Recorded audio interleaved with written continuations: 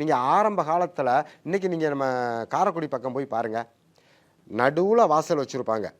அந்த வாசல்கள் நீங்கள் கடந்து போனீங்கன்னா நடுவில் ஒரு முத்தை விட்டுருப்பாங்க. இந்த முத்தத்தை சுற்றி வேறு அறைகள் அமைச்சு வச்சுருப்பாங்க. அது எப்படி பாருங்கள், இப்போ நீங்கள் ராசி கட்டத்தை எடுத்து பாருங்களேன். 12 கட்டம், நடுவில் ஒரு சதுரம் இருக்கா, அந்த நடுவில் உள்ள சதுரத்தை முத்தமாக விட்டுட்டான். இந்த 12 ராசி கட்டங்களையும் தான் ஒவ்வொரு கட்டத்திலையும் எதை வச்சா எதை எங்கே வைக்கலாம், பணப்பெட்டி எங்கே வைக்கலாம், படிக்கூடி எங்கே வைக்கலாம், எல்லாத்தையுமே அவன் கரெக்டாக அமைச்சு வச்சுருக்கான் பாருங்கள். இதை வச்சு தான் அவங்க அமைக்கிறாங்க. வாஸ்துங்கிறது அப்படி தான் நம்ம அமைக்கணும். அப்படின்னா நீங்கள் வீடு கட்ட எடுக்கிறீங்க பார்த்தீங்களா, அந்த இடம், இந்த இடத்த முதல்ல நீங்கள் அதை 12 கட்டமாக முதல்ல பிரிக்கணும். 12 கட்டமாக பிரித்து எந்தெந்த கட்டத்தில் எது வச்சா சரியாக வரும், அது நீங்கள் தலைவாசலை வச்சு தான் எல்லாம் கொண்டு வரணும். இப்போ ஒரு மனிதனுக்கு சொல்லுவாங்க, எஞ்சான் உடம்புக்கு சிரசே பிரதானம். அதே போல் ஒரு வீட்டுக்கு வாசல் பிரதானம். அதனால தான் அதுக்கு தலைவாசல்னு பேர் வச்சான். அப்போ இந்த தலைவாசலை வச்சு தான் மீதி எல்லாத்தையுமே கொண்டு வரான். எப்படி கட்டத்துக்குள்ளே நம்ம சொன்ன பாருங்க, முந்தி 1, 5, 9, இது 3 ஒன்றுக்கு ஒன்று லிங்கிலே நிற்குங்க. அதே போல் 2, 6, 10, இது 3 ஒன்றுக்கு ஒன்று லிங்கில் நிற்குங்க. 3, 7, 9, இப்படி ஒன்று சம்மந்தப்பட்டு இந்த 3 சம்மந்தப்பட்டே வந்துக்கிட்டு இருக்கா. அப்போது நீங்கள் தலைவாசல் வைக்கிறப்போ இதை சம்மந்தப்பட்ட இடங்கள்லையே நீங்கள் அதுதான் 1, 5, 9னா அது 1, 5, 9னா அதுக்குள்ளே தான் நீங்கள் இதுக்குள்ளே என்ன பண்ண முடியுமோ அதை நீங்கள் பண்ணிக்கிறணும். இது இப்படி இதை நம்ம கற்பனையிலே நிறைய எல்லாத்தையும் பேசிக்கிட்டு போயிட்டு இருக்க முடியாது.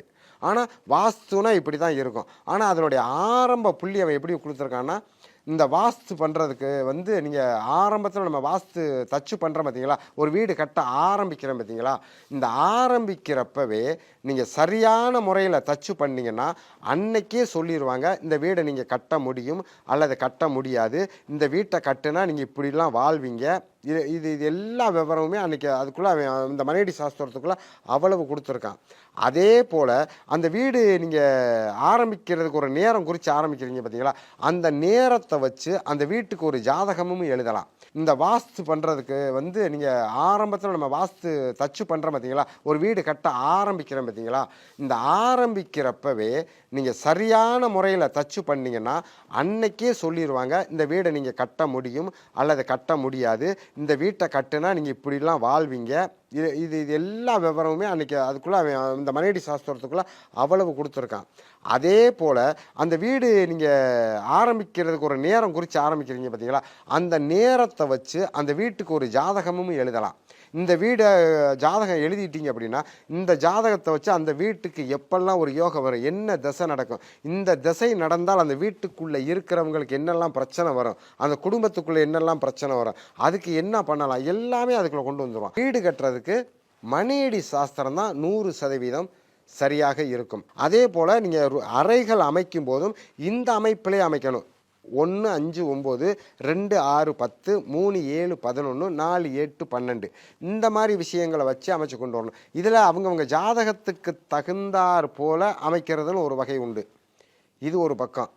இந்த மாதிரி அமைச்சுக்கிட்டால் ரொம்ப நல்லாயிருக்கும். அதில் படி இந்த பக்கம் வச்சுக்கலாம், டாய்லெட் இந்த பக்கம் வச்சுக்கலாம், அந்த திசையில் அதை வச்சுக்கலாம், இந்த திசையில் இதை வச்சுக்கலாம்னு இல்லை. நமக்கு ஒரு இடம் இருக்குது, இந்த இடத்துக்குள்ள எப்படி கட்டுனா இந்த வீடு நல்லா இருக்கும், அப்படித்தாங்க யோசனை பண்ணணும். அதை விட்டு இதை இந்த பக்கம் வைக்கலாம், அதை அந்த பக்கம் வைக்கலாம், அதை அப்படி வைக்கலாம், இதை இப்படி வைக்கலாம்லாம் பண்ணக்கூடாது.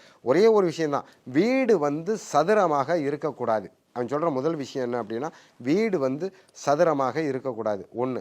அதே போல் அகல வசத்துலையும் வீடு இருக்கக்கூடாது. இப்படி நெட்டு வசமாக இருக்கலாம். அதாவது எப்படின்னா அகலம் 20 அடி, நீளம் 40 அடி.